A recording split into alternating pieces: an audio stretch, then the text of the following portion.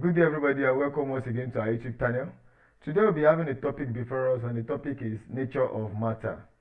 So we want to look at what matter is made up of, and the components of matter, the different states of matter. Those are the things that we have before us today. And so we'll be kicking off from defining what matter is. So what is matter? What is matter? That is where we want to start up from. What is matter? So we want to define matter now. So we define matter as everything and anything that has mass or weight and can occupy space. Matter is defined as anything that has mass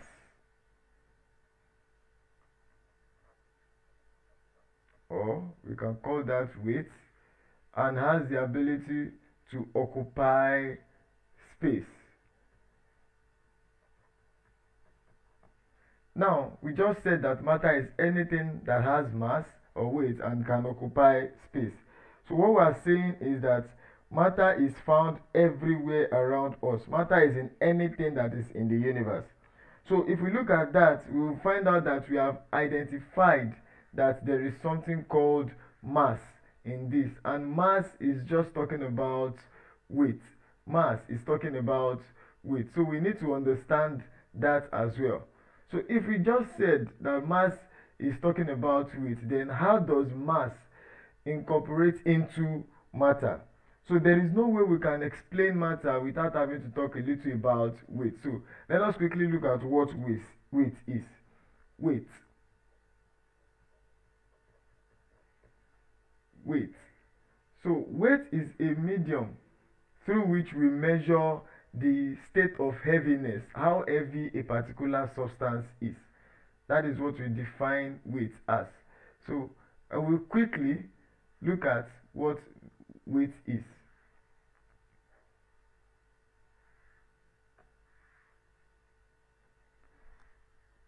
So like we said, weight is a substance that helps or that has the measurement of how the degree of heaviness, how heavy or how light a particular substance is. That is what we refer to weight as. So weight is simply the degree of how heavy or light a particular substance is.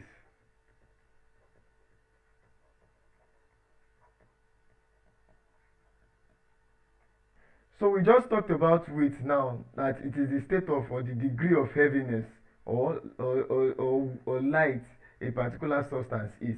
So let us quickly look at an example. If we have two bodies, a body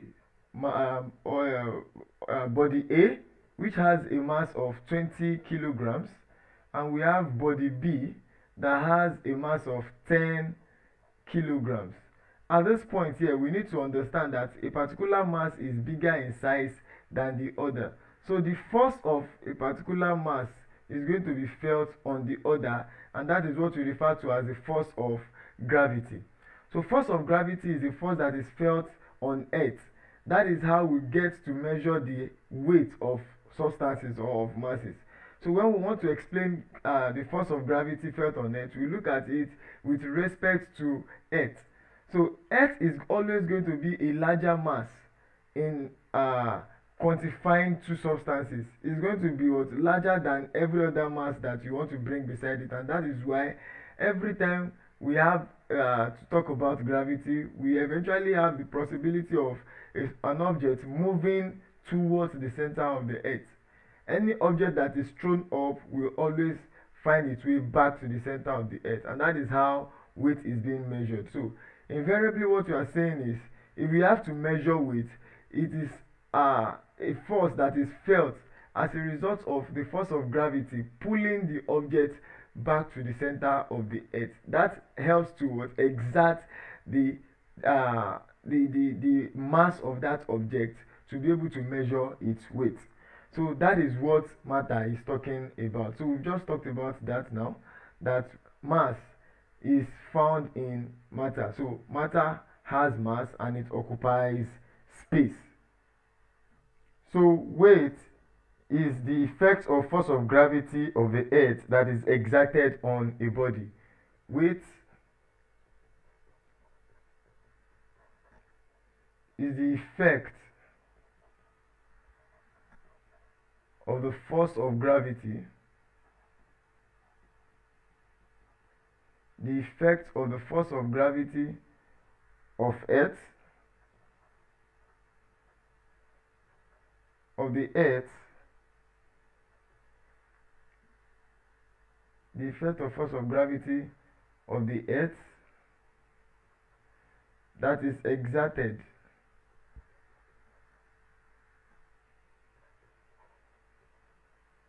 on a body.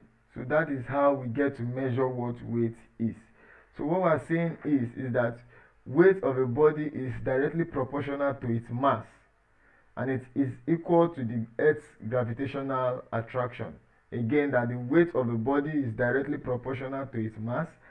Weight of a body is directly proportional to its mass, and this is equal to the earth's gravitational attraction. To the earth's gravitational attraction. So that is what we refer to as weight. So I believe we understand what weight is now. So like the example we're given here, this particular example, this one here, we have it stating that two objects having different masses, body A has a mass of 20 kilograms and body B has a mass of 10 kilograms. So if this is the size of body A, if we have body A to be this particular size, let's say body A has this particular size and body B has this particular size, then we'll be able to say that body A is larger in size, so it will have what? A pulling effect on body B. So body B is going to pull object A to itself. Body B will have the ability to pull object A to itself. So that is what we will have there in that particular reaction. Object B will be coming back to object A.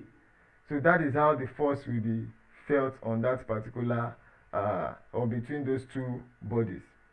So now we have explained, we have made us understand what matter is and how matter is being quantified as a measure of the mass of the substance, and then that it occupies space. So we'll quickly look at what the states of matter that we have are. States of matter.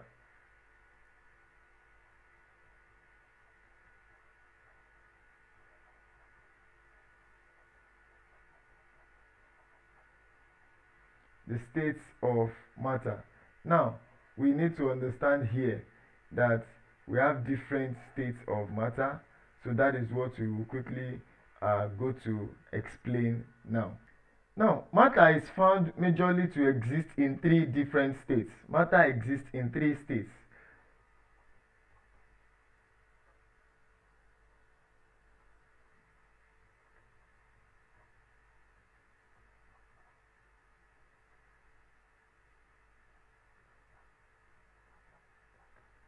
Matter exists in three states, and this includes the first one, which is the solid.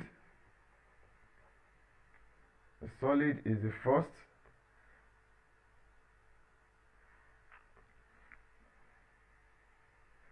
The second one is the liquid, and the third is we have the gas. So we have the solid, liquid, and the gas. So we'll be looking at what these three states of matter, what they really are. So we'll be starting with the first one, which is the solid. Solid. So what is the solid state of matter? What does it what is it made of? That is what we want to quickly look at now. The solid. So solid state of matter. Now, solid under normal condition maintains a definite volume and shape.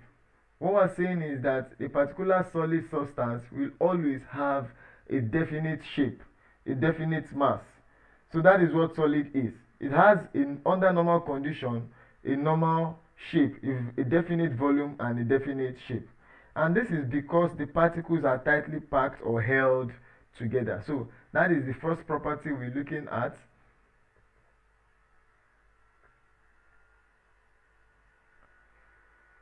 We said that solids under normal condition, solids have definite shape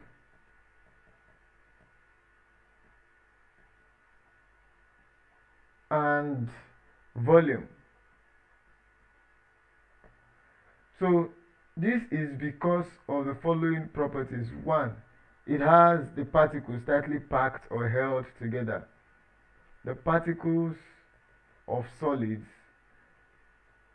are tightly packed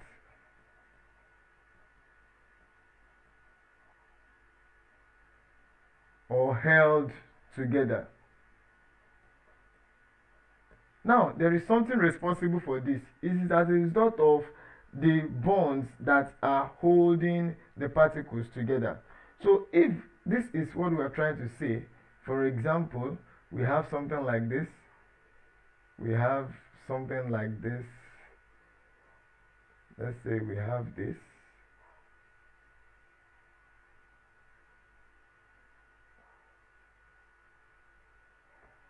We have this, and in that we have all of this.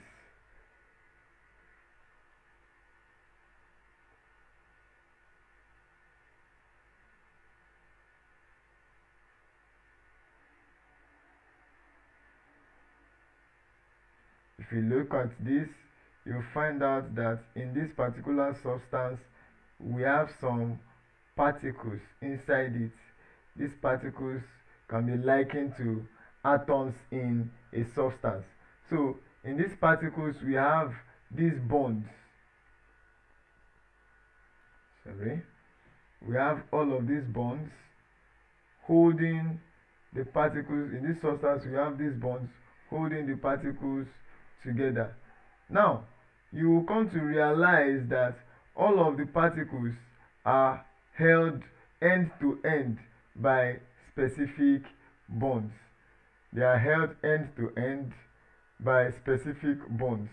And now we get to understand the effect of these bonds on each of the substances there.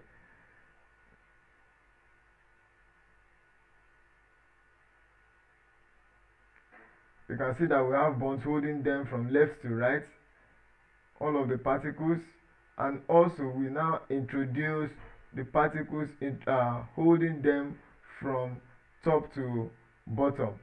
So all of these particles make it difficult, all of these bonds make it difficult for each of the particles to misbehave or to find themselves in other locations. So their movement is always going to be about a definite position, about a main point. So if you look at this now, like I said, we have this. This is a particle, and this here is a bond. So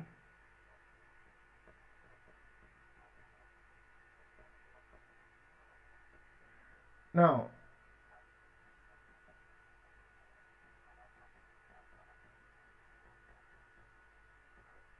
if we look at this, we have here, we have the particle.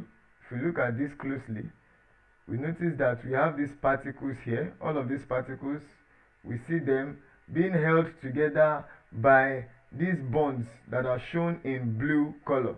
The particles are the ones in red, while the bonds are the ones in blue color. Now, each of the particles is being held together to another particle by a force of attraction or a bond. Now, these bonds make it difficult for any of these particles to actually move about from one position to another. That is what we're actually talking about here. So, because these particles do not have the ability to move freely in this substance, that is why this substance or this particular material is always going to have a definite shape. Are we together? So we have all of the matter, all of the particles in this particular substance, in this particular matter, to remain in the same position that they are. And because they do not change position, the object cannot change shape. If they were able to change their position, then there would have been the possibility of the substance changing its shape. But because their movement is fixed, their movement is not, it is definite, they do not have the ability to move. There is zero kinetic energy in this particular substance, and that is why we say that solids have definite shape and volume. So we said that the very first point there is that the particles are tightly packed or held together. So the second point is that the movement of each particle is about a main point.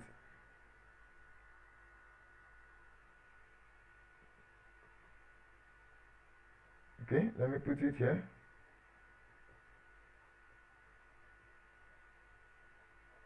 The movement of each particle is about a main point. That is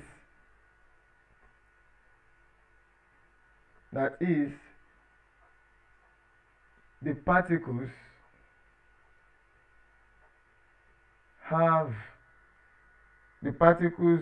have very little kinetic energy,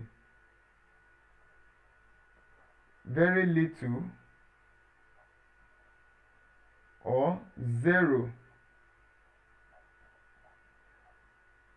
kinetic energy.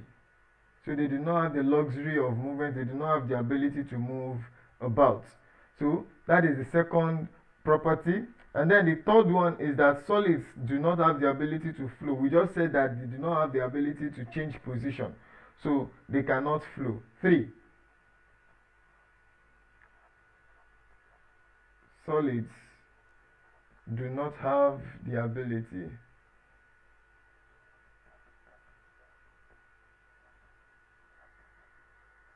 to flow and cannot be easily compressed. That's the fourth position, the first 4.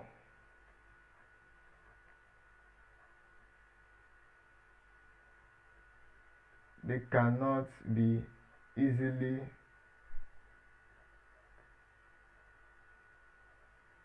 compressed. So we have few examples here. Like we just said that solids do not have the ability to flow because they are not liquids. The particles are held together, so one does not have the ability to move away from another. If this particular substance, this particular matter, let's assume this one here, if it decides to move, it will be held to the left by this, it will be held in this position. If it decides to move to the right, to the left, it will be held by this bond holding it to the right of this substance. If it is decided to move to the right, this bond on the left side of the particle will hold it. If it decides to go up, then there's another bond underneath it which will prevent its movement from going up. So that is why solids do not have the ability to flow, and so they are not easily compressed, because the particles do not have the opportunity to change their position. The substance cannot be easily compressed. So we have few examples in this scenario. Examples, e.g., we have yam, we have stone. Example of solid states of matter, we have stone, we have wood. These are few examples that we can list at the moment.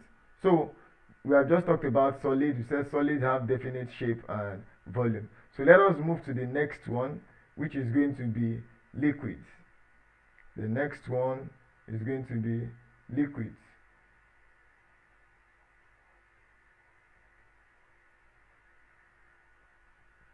So we have liquid as our next state of matter that we will be discussing. So what are the liquids?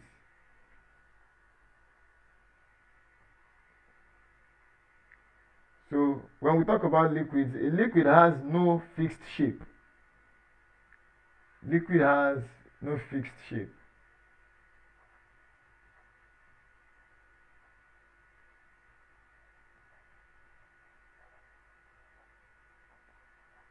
It has no fixed shape, and this is as a result of the substance or the particles that make up the substance having free movement because of the limited bonds that hold them together or hold them in place.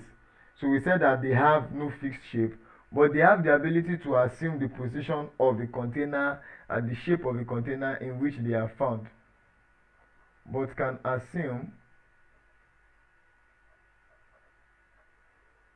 the shape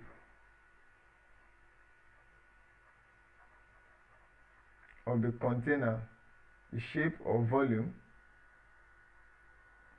of the container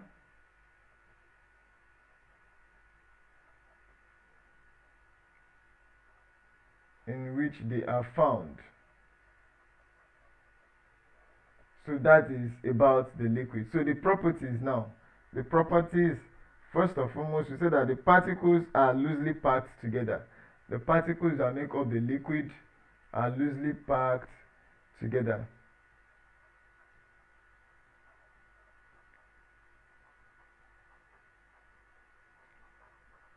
So this is because of the limited bonds that they have.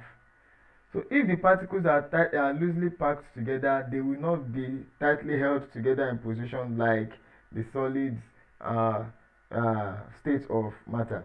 So I said that the particles are loosely packed together. So that is going to tell us that they have limited movement. 2. Their movement is about a main point. Their movement is about a main point. That means they have the ability to move about, though greater than the solids.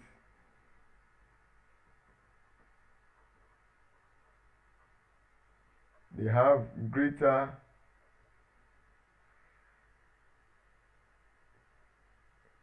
kinetic energy than the solids. They have greater kinetic energy than the solids, though the kinetic energy is relatively higher.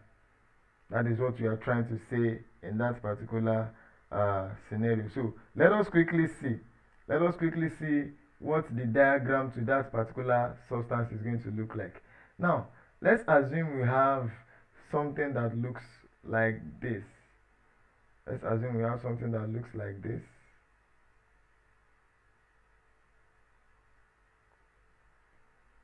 We have something that looks like this. Now we're trying to depict a jar.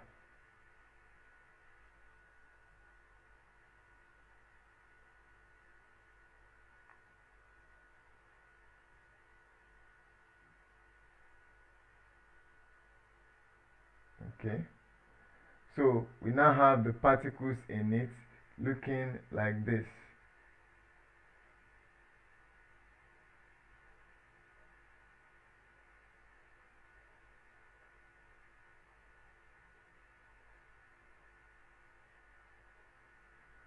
Now if you look at this, you find out that this particular substance here, the circumference, the distance between this particular material to this last one here is not as wide as what we have between this one here to this one here. If you look at them, we look at the distance between, what I'm saying is the distance between this place to this place here. The distance between this particular matter to this matter is different from the distance between this particular matter to this matter. That is because the substances, the particles, have a little freedom to move about. So that is what we are seeing in that scenario there.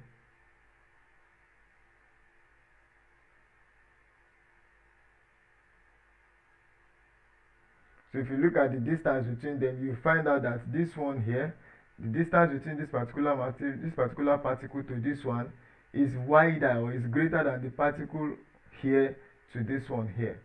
So that is because the substances, the particles, have greater opportunity to move freely about than in the solids. So this particle here can move to the left and to the right, unlike the one in the solid that does not have the ability to move to the left or to the right, because it is tightly held together by certain bonds. So what we're saying in essence, let's quickly complete this particular diagram. We have bonds holding all of these substances together. Bonds holding all of these particles together. Now, if you look at this, we have these bonds. Okay, let me quickly depict this.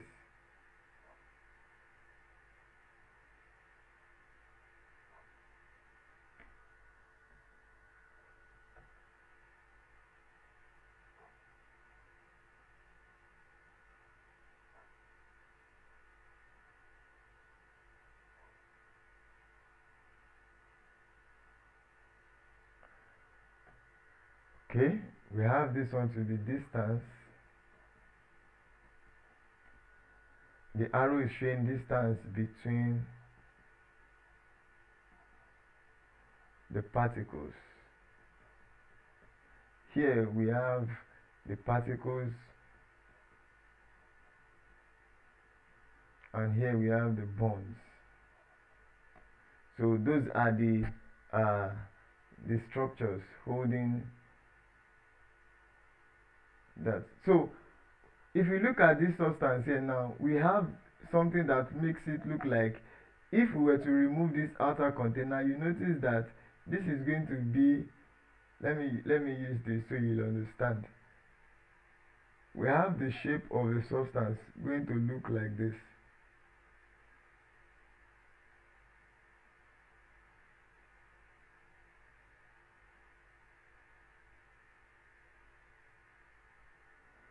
So if you look at the green dots there, it's showing the shape of the substance.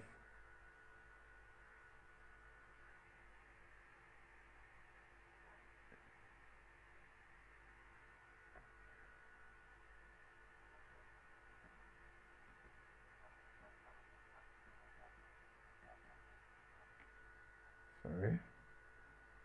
Showing the shape of the matter. So what we're saying in essence is that because this container has somewhat a cylindrical, or this vase has like a cylindrical shape, that is why the particles are also taking, if you look at these green dots, it is showing that the particles are having something that looks, or make them look like a cylindrical substance. So the particles in liquids always take the shape of the container in which they are found. So the third point there is that the liquids can flow.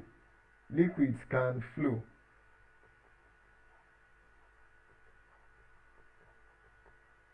Liquids can flow. We just said that they have a little amount of kinetic energy in them, so they have the ability to move from one point to another though in a very limited uh, uh, space, in a very limited, so they move in a very limited position. So examples, we have examples now. Examples, we have kerosene. For the examples, we have kerosene, we have water, we have saliva, you can have petrol, you can have ink, oil, and the list goes on and on like that. So those are a few examples of the liquid state of matter. So we have just talked about the liquid state. Let us now go to explain the last one, which is the gas. The gas. So what is the gaseous state about? What is the gaseous state about?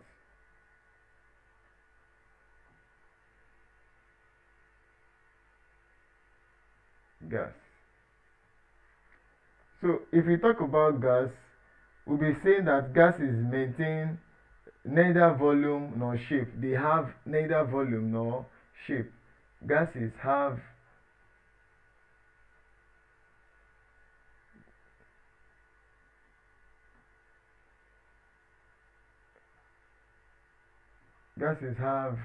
no definite volume.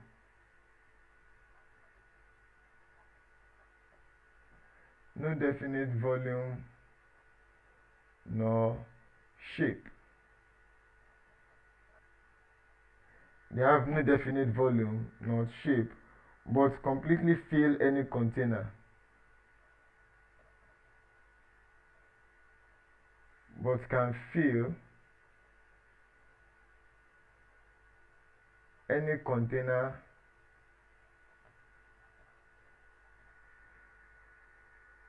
that they are introduced into.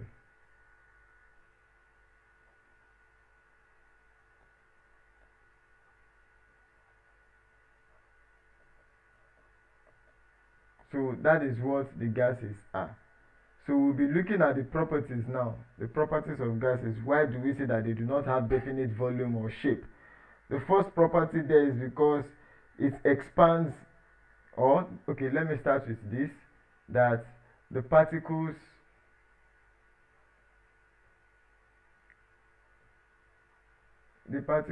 are loosely packed, or let me not even say loosely packed. The particles are not packed together, are not packed together. That is, there are no bonds. There are no bonds. Okay. There are no bonds holding them together. So because these particles do not have bonds that will hold them together, that makes it possible for them to have the greatest kinetic energy. They have higher kinetic energy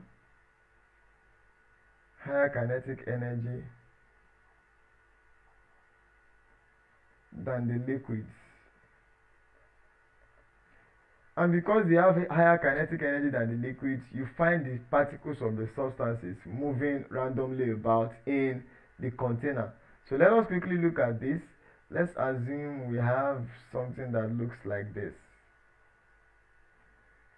Pardon me. Let's assume we have something that looks like this.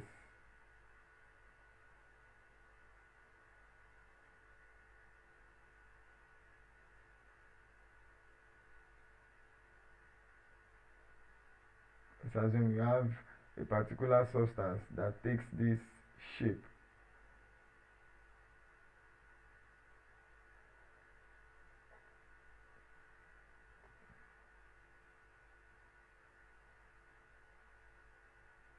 Now we have a substance that takes this shape. Now we could be having the particles in this particular substance randomly placed like this. There's no particular order to the positioning of the particles in it. Now, if you notice that in this particular substance, we only have what? The particles. In this particular substance, we only have the particles.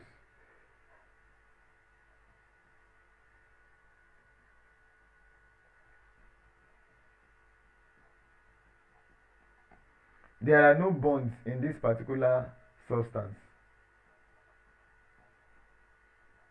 There are no bonds that can pull the particles together, and that is why you can discover that this particular substance that is here, this particular particle that is found beneath here, can later be found, this particular one here, you can later come to see it somewhere around here, and before you know it, you find that particular particle again somewhere around here. It can come here again, and before you know it, this same particle that is found underneath here that had gone to this place and moved to this place can eventually be found somewhere here again. You can come to see it here again. So it keeps jumping from one place to another. The particles keep moving from one place to another. That is why we say that they have what? Greater kinetic energy. And because their kinetic energy is greater than in liquids, the particles can move randomly about. And that is why we do not say that gases have definite shape nor volume. So they lack definite shape or volume. So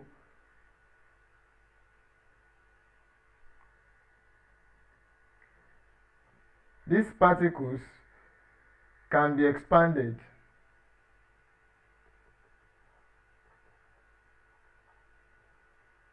They can be expanded or compressed. Expanded or compressed within relatively wide limits.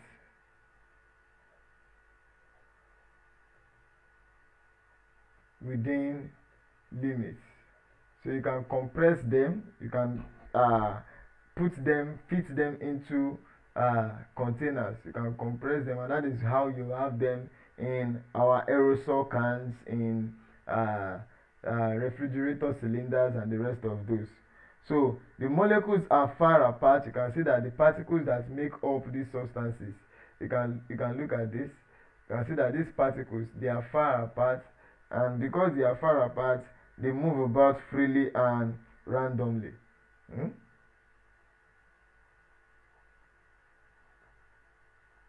The particles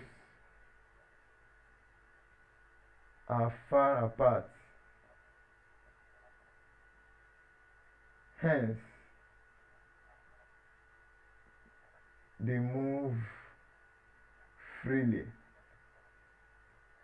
and randomly. Hence, they move freely and randomly because their movement is farther apart. That is why they have the ability to move about whichever direction they want or whichever direction they choose. So they have the ability to do that.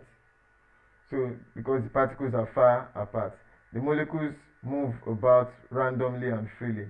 And since they move freely, the kinetic energy is said to be very, very high. So we have examples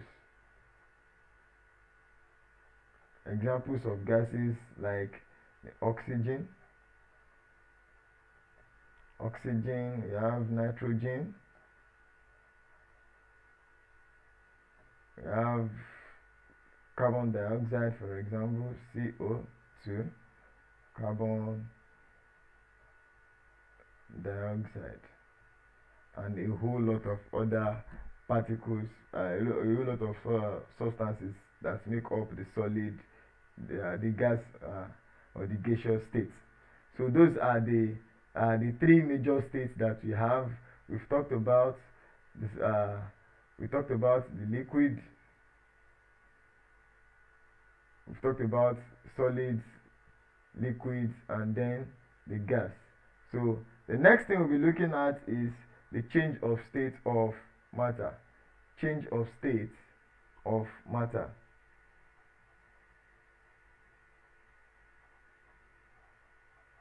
Change of state of matter. Now, we have just said that matter has what? Mass, and that it occupies space. So we want to look at the change of states that can happen to the three states of matter that we have talked about. Change of state of matter. Now, if there is ever going to be any change of state, there has to be a particular factor that can bring about that change. And the major factor we'll be talking about is going to be temperature. Now, all matter can change from one state to another when the temperature is being altered. When the temperature is either being increased or decreased, it can bring about a change in the state of that matter. So okay, let's put that down first. All matter, all matter, that is either the solid, the liquid, solid, liquid, or gas, can change states, can change their states, can change states from one state, can change states from one to another when there is a change in temperature.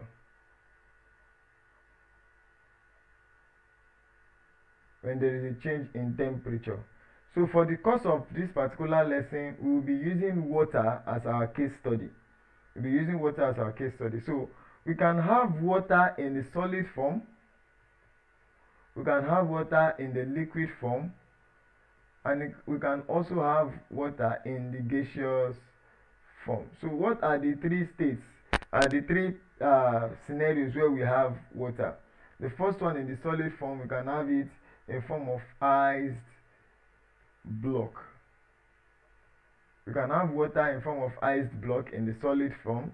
We can have water in the normal state here in the liquid form, and in the gaseous form it could come as a steam.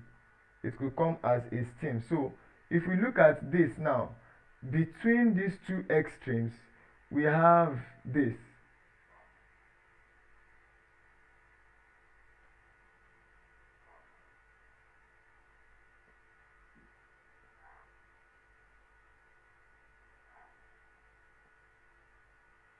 Now, between these two extremes, you notice that we have something that looks like this.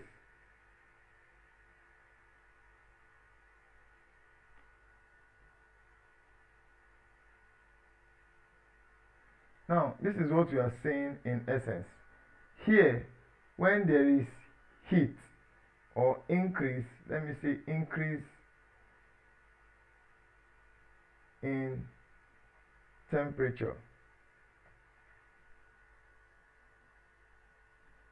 Okay, let's just use heat so we don't get confused.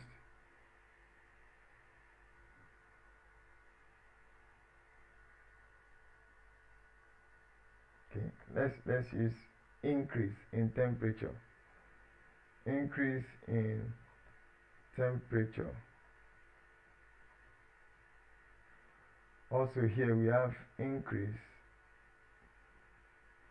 in temperature.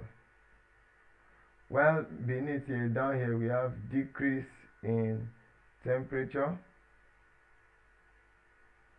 Here we also have decrease in temperature. Now, if we look at this, we notice that from solid to liquid, whenever we increase the temperature, the iced block, which was in solid form, will melt. That is, if we have to increase the temperature, peradventure we have our water to be in solid form, in form of ice, and you take it out of the refrigerator or the freezer, you notice that the temperature of that environment, of those two environments, they are different. The temperature in the iced scenario, in the freezer or in the refrigerator, is very, very low. The temperature is about 0 degrees Celsius. We have it to be about 0 degrees Celsius. So at that temperature, the water will be in what? In iced form. But by the time it is getting to the liquid form, the temperature increases to the room temperature of that particular substance. So the average standard room temperature is about 25 degrees Celsius. So you can see that there is an increase between the solid temperature, between the temperature of the solid, which is 0 degrees, to the room temperature, which is 25 degrees Celsius. So there is an increase in the temperature scale there. And by the time it is getting, okay, so at that point, the solid particle, the solid substance, which is the ice block, would have what? Changed its form to a liquid substance. And by the time you continue to increase the temperature, you continue to raise the temperature to a higher degree than the room temperature. Let's say you are increasing it to about 75 degrees Celsius to 100. By the time it is getting to 100 degrees Celsius, you notice that the water in the water that you are actually carrying out your experiment on will start to evaporate. And by the time it is evaporating, it is going to be moving out in form of steam. So the steam is what we see as the gas. So at that point, it is caused as a result of the increase in temperature that the particular matter has what? Undergone. So when you continue to increase, when you further increase the temperature, the water changes from that liquid state to the gaseous state to be in the steam. Now, you can collect your steam again and reduce the temperature. Remember that the steam is now experiencing between 75 to 100 degrees Celsius. If you cool it, if you cool your steam, that is, you allow your steam to run through a condenser, the temperature of the steam drops from that 100 degrees Celsius to the room temperature again, causing you to have back the formation of water. And if you cool further from the room temperature, which is 25 here, which is 25 degrees Celsius, if you cool further, your water turns again to the ice block when it gets to 0 degrees Celsius. So in a nutshell, if your water is in ice block and you increase the temperature increment is going to cause the water to melt. It's going to cause the block to melt from the solid form to the liquid form to form water, and then further increase in the temperature is going to cause the liquid to change state to the gaseous state, giving you steam. And when you cool that steam, when you allow the steam to run through a condenser, the steam forms back water. From 100 degrees Celsius, it cools down to 25 degrees Celsius to give you water, and further cooling of the water will eventually give us our ice block again at 0 degree Celsius. So we can have a particular chart that is responsible for this. This is possible when there is a change in temperature in the surrounding of the matter, and the processes involved in this change or in these changes are shown below. Let us look at this. Okay. The above processes are possible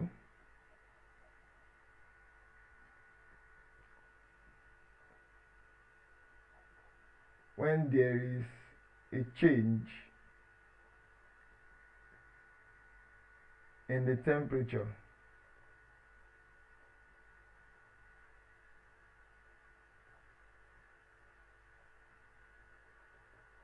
of the surrounding of the matter.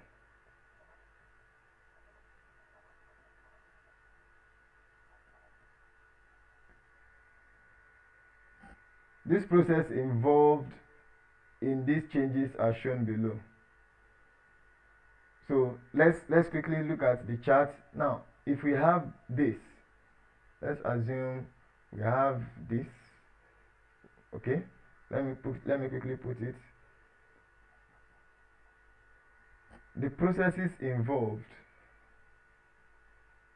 the processes include this. Now let's assume we have our solid here. We have our solid here. We have our liquid here. We have our liquid here, and we have our gas here. Now we have our solid state, we have the liquid state, and we have the gaseous state here. Let us quickly let me move this one a bit so we have enough room to operate. We have our gas here. Now we have different scenarios where we have something like this. Let me do this.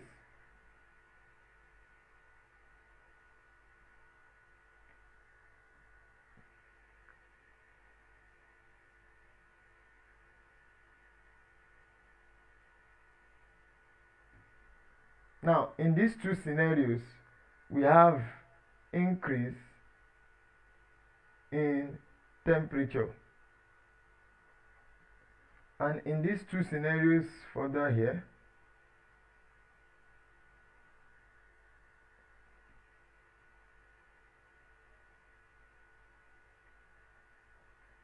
these other two scenarios we have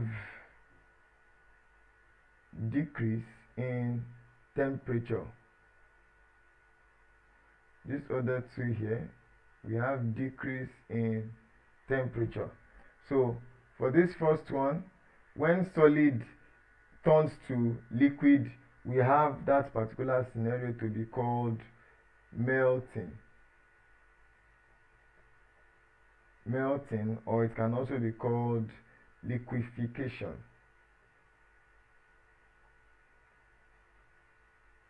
Or liquefaction rather.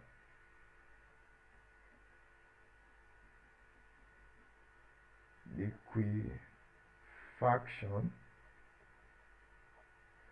And when liquid turns to gas, it can also be called evaporation.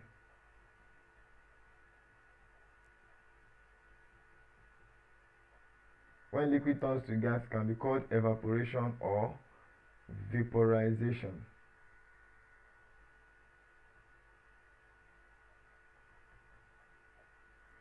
And when the gas turns back to liquid, it can be called condensation.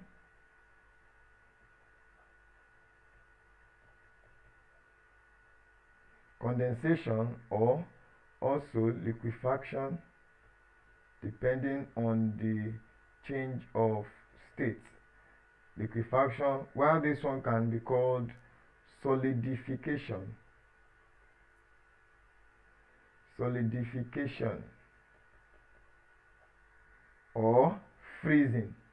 That is another term that can be used to explain the change of state from liquid to solid. So here we can see that we have solids moving to liquid and liquid moving to the gaseous state. We can also have gases. That is talking about increase. If you look at this, solid is turning to liquid, and the processes we say that it is called melting or liquefaction.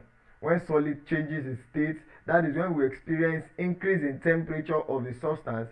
The solid changes its state to liquid, and then when there is further increase in the temperature of that particular matter, the liquid then turns into what?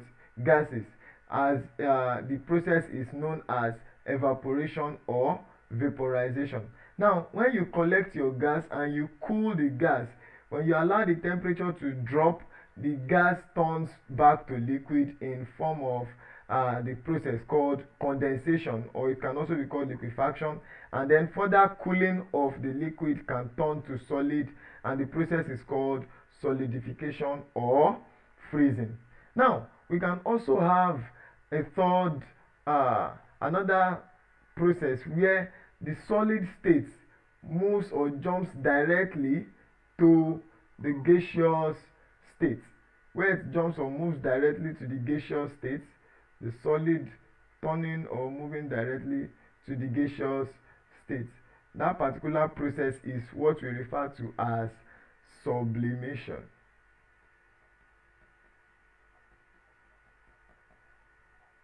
sublimation.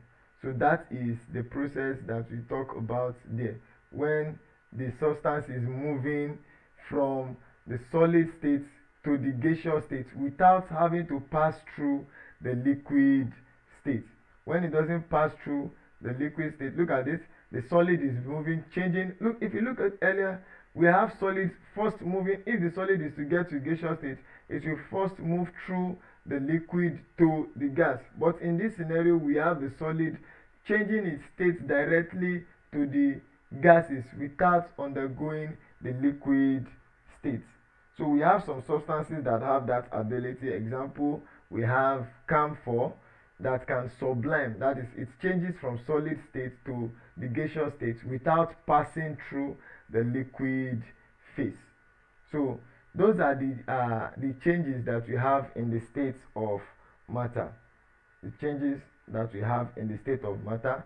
So we'll quickly look at the physical and the chemical changes that we have. The physical and the chemical changes that we have. Physical changes now.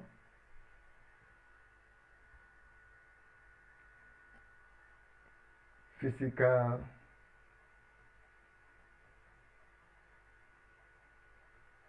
and chemical change.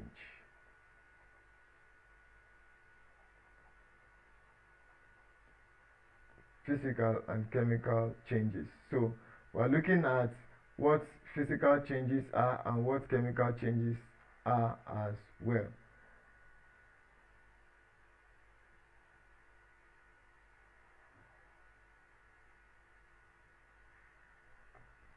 So the changes that we have, let's quickly start with explaining the physical change.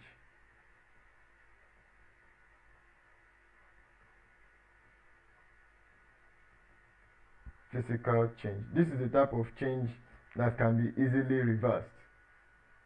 A change that can easily be reversed.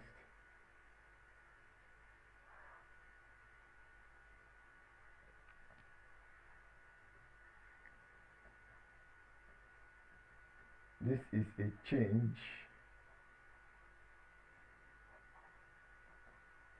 that can be easily reversed. This particular change can be easily reversed and there is no formation of new substance.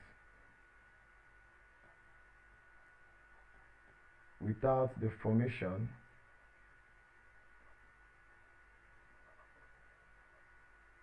of new substances. And we have few examples now. Let us look at the examples that we have. Examples, we have the dissolution of common salts or table salt in water. Dissolution of salts in water. Now, when we're talking about physical or chemical changes, we're actually talking about changes that occur from states of matter. Now, we have talked about the different states of matter. We've talked about the solid state and the liquid state as well as the gaseous state. Now, between these changes, we talked about the different states that we talked about between the solids to the liquid and then to the gases. We talked about the different changes in the states of matter that can be talked about. So what we are talking about now is these changes, how they are expressed, the ones that are physical in nature and the ones that are chemically changed. The substances that are physically changed and the ones that are chemically changed. So we said physical change is the one that is easily reversible and it does not form new substances. So the examples we are listing, we've talked about the first one to be dissolution of salt in water. Number 2 is we have the heating of filaments of electric bulb, or let's use very close examples, melting of ice or candle wax. Melting of ice or candle wax. Now, when the temperature is being reduced, the ice can melt to water, and when it is increased, when the temperature is increased, the ice can melt to water, and when the temperature is being reduced, when you cool the water can give you back the formation of your ice. So also is candle wax. When you ignite the candle, you find out that it melts to the liquid form, and then the wax can be collected again to form the wax of the candle. And then we have the third one, the third example there, magnetization and demagnetization of ions. Magnetization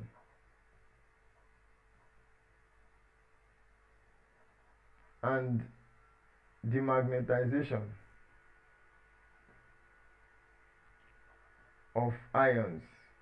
Yes, ions are magnetic substances. So when we have substances that have the magnetic properties, when you have them in a particular substance and you apply a magnet to it, you understand, you get to see that the magnet attracts all of the ions or the metals in that particular substance. And when you put off the magnetic force, the effect of the magnet is then what?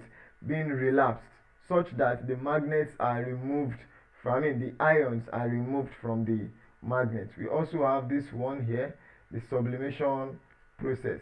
Sublimation process. Sublimation process is also an example of the physical change. So those are the examples that we have for the physical change. And then let us quickly look at the chemical change now. Chemical change. Chemical change.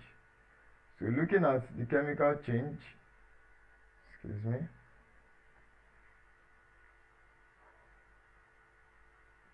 For the chemical change, we'll be talking about the substances.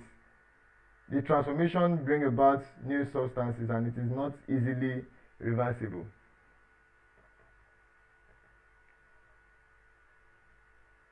This change is not easily reversible and brings about the formation of new substances.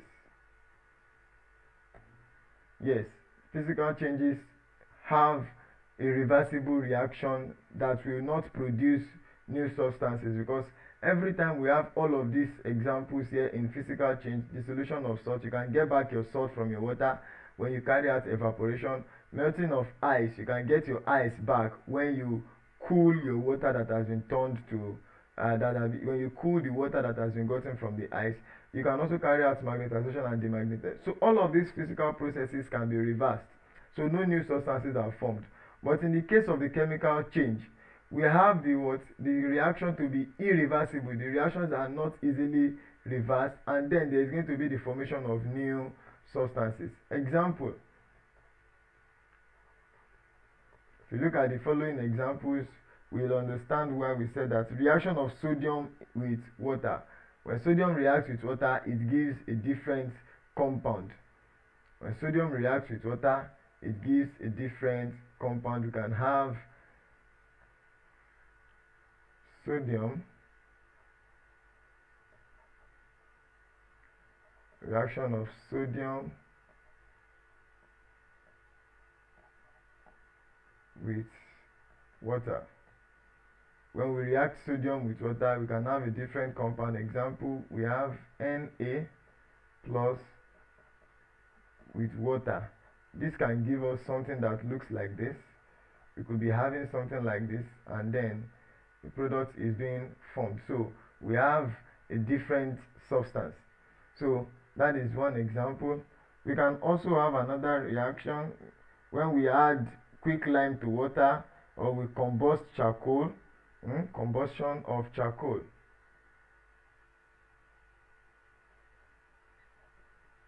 Combustion of charcoal. That is another one. When we combust charcoal, it produces ash.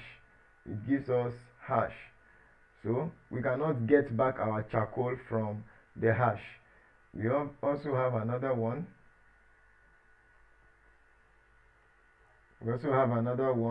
Rusting of iron. Rusting of iron. When iron rusts, it forms fragments. The rust forms fragments, and the rust cannot give us back our iron. We also have another one. Let's take this one as our last example. Reaction of acids and bases. Reactions of acids and bases.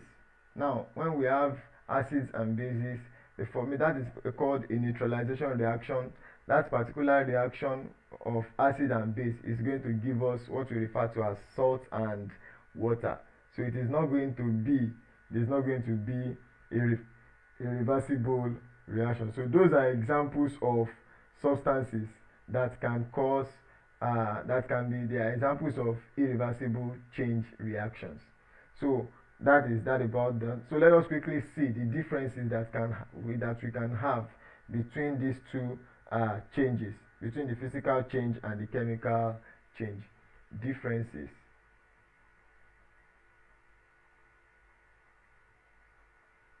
Differences between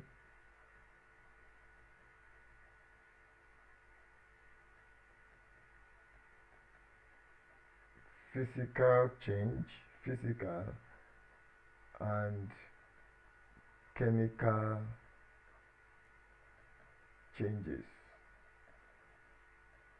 Differences that we can have between physical change and chemical change. So what are those differences?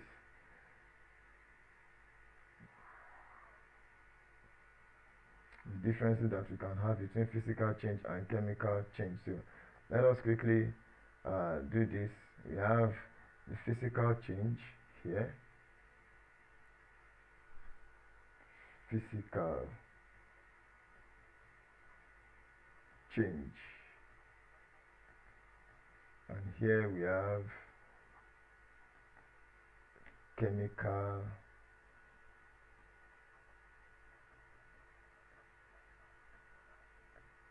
change.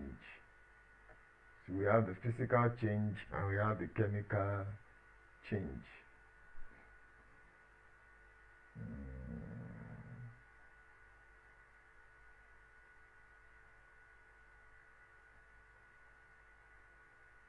Okay. Let's have this and this as well.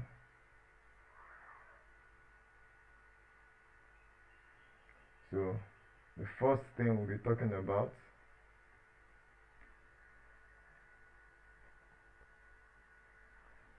first point we'll be making here is that the physical change is easily reversed. It is easily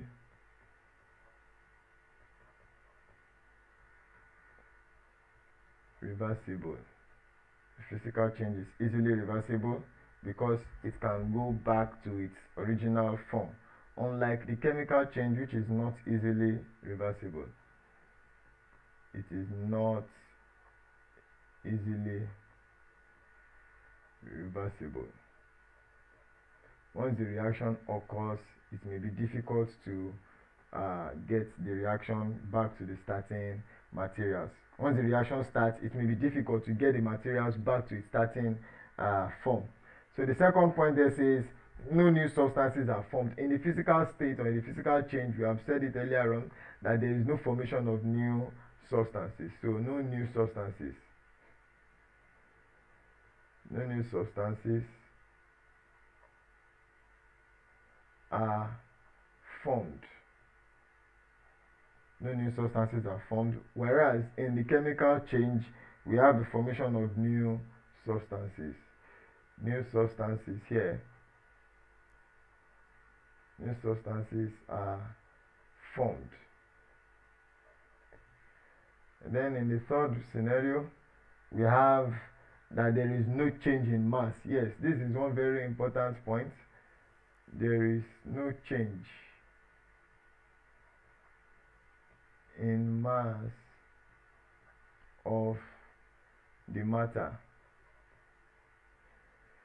What we're saying here in essence is the particular substance that you started with, if you were to weigh that particular substance, there will be no change in the weight of that substance from the beginning of the reaction to the end of the reaction and back to the beginning of the reaction. But in chemical change, there is always going to be a change in the mass. There is a change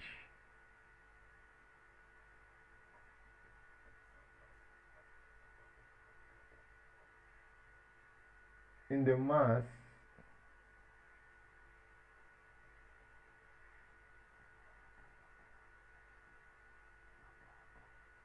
of the matter. There is always going to be a change in the mass of the matter. And lastly, it said that it does not involve, physical change does not involve great amount of heat. It does not involve great amounts